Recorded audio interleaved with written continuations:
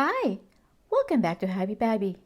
In this video, let's recycle an empty plastic container to use as an engaging toy for your baby.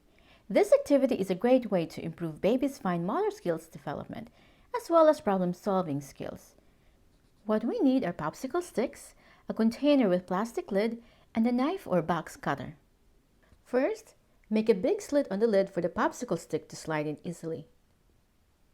For a more challenging activity, make a few smaller slits just large enough for the popsicle stick to slide through. Make sure to secure the lid tightly on the container. And have fun! That's it! So simple and easy to make, right? If you like this activity, please give it a thumbs up or drop a comment below. And subscribe for more fun and easy DIY toys and activities to make your baby happy. Thanks so much for watching, and I will see you in my next video. Bye-bye!